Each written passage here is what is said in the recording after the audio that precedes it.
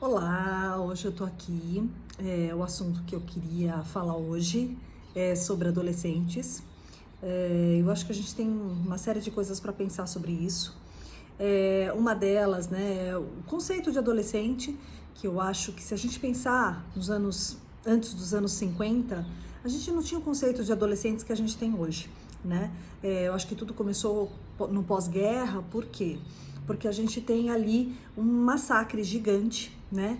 E se a gente pensar, eram aqueles jovens que olhavam e falavam: puxa, o mundo desses adultos não funciona bem, né? Porque levou a gente para a guerra, né? E aí, de repente, houve esse conceito de adolescentes que são mais rebeldes e que vão aí fazer uma revolução, né, no modo de pensar e no modo de ser mais livre, no modo de fazer suas escolhas, né? Então, é um conceito que veio dos anos 50 para cá, né? E a gente teve algumas coisas excelentes, maravilhosas, né, desses jovens e outras coisas que eu acho que geraram aí um número maior de ansiedade, de irritabilidade, enfim, né, algumas questões que são super importantes. Vamos pensar um pouquinho agora na questão da pandemia, que eu acho importante, né? Eu tenho, enfim, atendido muitos adolescentes nesse período, conversado com muitos pais, e tem muitos pais com uma série de preocupações na questão de como lidar, né? Acho importante o quê, né? Vamos lembrar que o adolescente é aquele cara que ainda não tem um lugar, né? É como se ele tivesse ainda meio perdido, meio se localizando, né? Quem que ele escolhe? Quando a gente vê nos filmes, né? Ele escolhe os corredores, os lugares meio vazios, onde não tem ninguém, né? Os cenários são meio em lugares que a gente chama de nada, né? Então esse adolescente, ele tá ali tentando entender o mundo e ele fica meio observando tudo isso, né? E acho super importante porque ele observa, inclusive, os pais, né? E a gente acha que eles estão ali meio soltos, que eles não querem saber, mas que tipo de coisa eles querem observar nos pais? Ele quer observar como se fosse uma pulsão de vida, né? Como se ele pudesse acreditar, né, que a vida vai ficar muito boa, que vai melhorar e que mesmo que ele fique adulto, que ele ainda não sabe direito como é que vai ser, né? Existe uma coisa muito boa, existe um projeto, existe uma coisa feliz, existe um crescimento, né? Então eu acho super importante ressaltar isso, né? De como os jovens olham os adolescentes para esses pais. É como se eles buscassem uma pulsão de vida, né? E eu acho que ele fica ali bem ligado com isso, no intuito de que, puxa, é com isso que eu vou ter também força, né? Força para quê? Para se fundar. O adolescente, ele quer se fundar. Fundar é literalmente quando a gente funda, a gente abre alguma coisa, é uma coisa nova. Então ele não sabe direito o que eu vou ser, o que eu vou querer, o que eu vou gostar, né? Então algumas coisas ele rompe, muitas vezes o adolescente rompe com aquela rotina familiar, ele quer romper com aqueles valores e quer, enfim, ter outras coisas, outras possibilidades, mas ele tá ligado. Eu acho importante isso, ele tá ligado na questão familiar, tá? Assim como ele tá ligado à questão familiar, ele tá ligado na questão da pandemia, ele ficou ligado na questão das informações, ele ficou assustado, porque, primeiro, ele tá com energia a mil, os hormônios a mil. Então você imagina aquilo tudo, o medo de sair na rua. Puxa, será que eu posso pegar? Será que meu pai vai pegar? Puxa, minha avó, minha namorada, meus amigos. Então gerou algumas coisas assim que aumentou muito a ansiedade, tá? Então a gente teve um aumento, eu pude acompanhar um pouco dos estudos do Hospital das Clínicas, do Datafolha. Foram feitas várias pesquisas nesse período para até fazer o monitoramento. A Datafolha até fez pesquisas pelo telefone para monitorar e os dados aumentaram. Então, se eles acompanharam assim de maio, a gente teve um número aproximadamente de 40%, depois aumentou para 46%, e a gente teve em julho um dado que passava de 50% de adolescentes e crianças com uma ansiedade maior, tá? Então, eu acho super importante que a gente pense nesse dado. O que a gente faz com isso, né? Eu acho que a questão foi uma ótima oportunidade, né? E está sendo uma ótima oportunidade, eu acho que para estabelecer vínculos diferentes, né? De trazer esse adolescente para enxergar essa pulsão de vida nessa família, né? E para poder estar junto, para poder construir alguma coisa juntos, para fazer uma rotina, né? Porque ficou todo mundo em casa, né? Então, quem teve a oportunidade dessa flexibilidade, dessa conversa aberta, né, diária, passou muito melhor do que aqueles que ficaram ainda rígidos ou pensando, puxa, quando é que eu vou voltar? Não, mas aquele esquema é que funcionava, né? Então, quem não conseguiu transformar esse momento numa possibilidade, falou, puta, estamos vivendo isso. Não sou só eu, mas todo mundo tá vivendo a mesma coisa. Então, quem conseguiu se flexibilizar, quem conseguiu ali dentro da família estabelecer uma rotina que fosse para ele conseguiu ver algum prazer ali, se deu bem, né? Então, se deu melhor. Então, eu acho que é por aí. Por quê? Porque eles automaticamente ficaram mais ansiosos, mais irritados. Eu tive adolescente que me narra problema com sono, alteração de apetite, uns comendo menos, outros mais.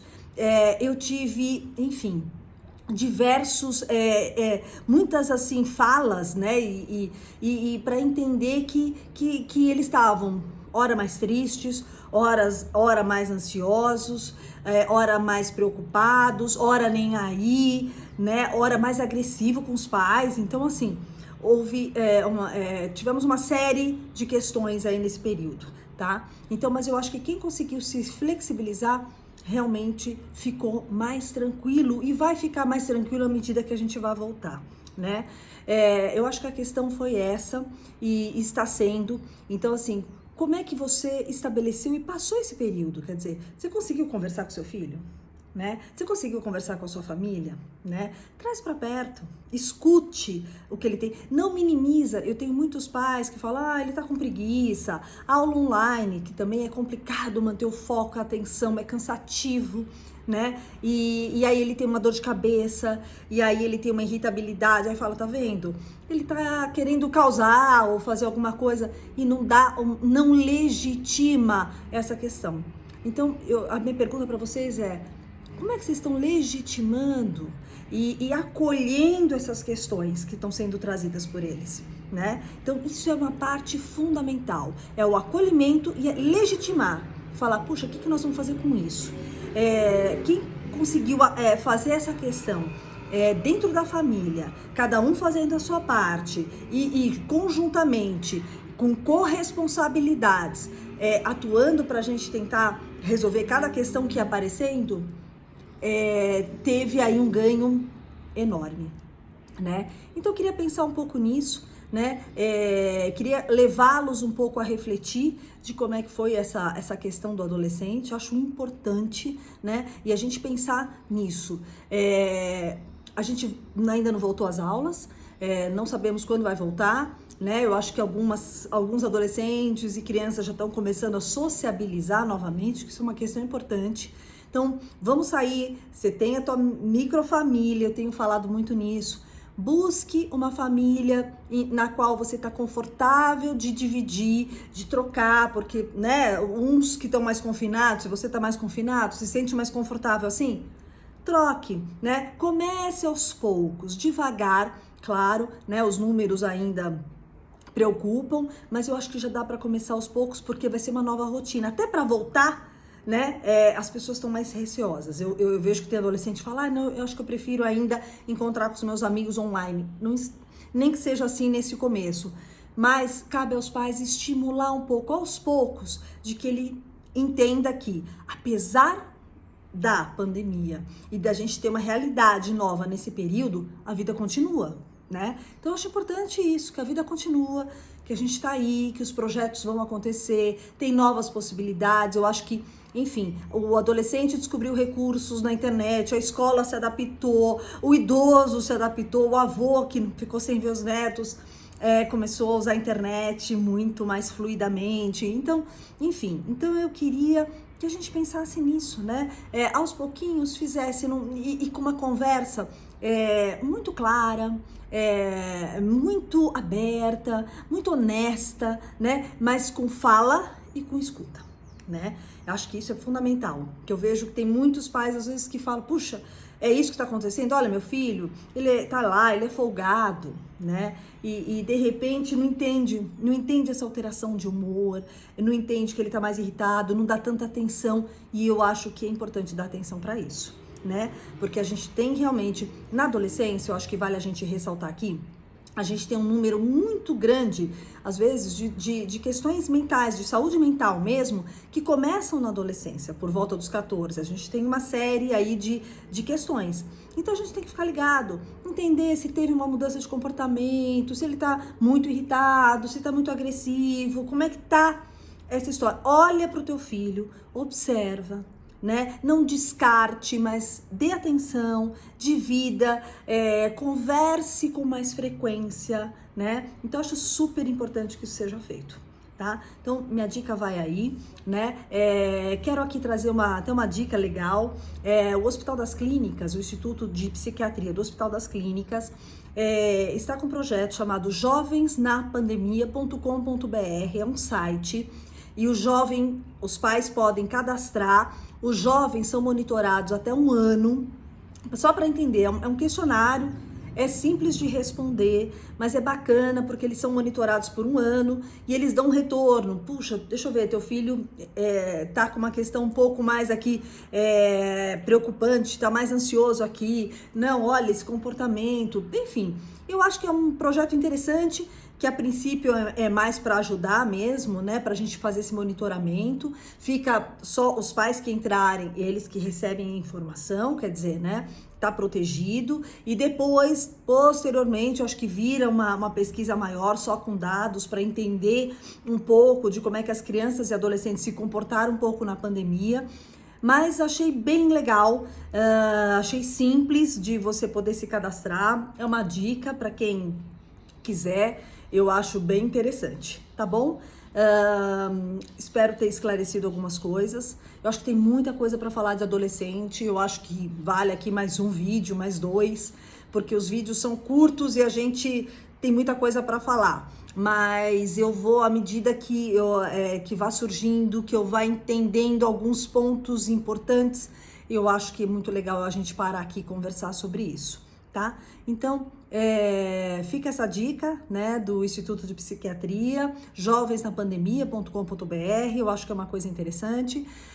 Se vocês quiserem me contatar, estou super à disposição para a gente conversar. Eu também trabalho muito com orientações de pais, com a conversa com o adolescente. Eu acho que hoje meu core business principal dentro da minha especialidade de família é adolescente. Eu venho atendendo muito, né? Eu vejo que os adolescentes ficaram muito mais aderidos à terapia durante esse período. Então, assim, também estou super à disposição. Vocês me achem, vão me achar no Instagram, né? carlagucci.psicologia. Enfim, é fácil, me mandem recado, a gente conversa e, enfim, eu acho que é por aí, né? Então, agradeço a oportunidade de falar de novo aqui com vocês. Acho super importante. Eu acho que aos pouquinhos vamos voltar. Até eu tô voltando para o consultório, já para alguns atendimentos presenciais, né? Vou fazer o meio a meio, mas acho importante isso porque todo mundo vai estar fazendo esse processo de adaptação, né? E ele tem que ser feito com clareza, com tranquilidade, onde eu possa, se eu tenho um receio, que eu possa dividir esse receio também, dizer sobre ele, por mais bobo que seja, mas eu acho importante a gente dividir, tá? E se não der conta, se você perceber que o adolescente está muito fragilizado, ou você como pai, como mãe, está muito fragilizado, procure ajuda. Eu acho importante a gente entender que tem algumas coisas que é importante procurar ajuda, tá bom? Então, fiquem bem, cuidem-se e vamos aí que a vida continua.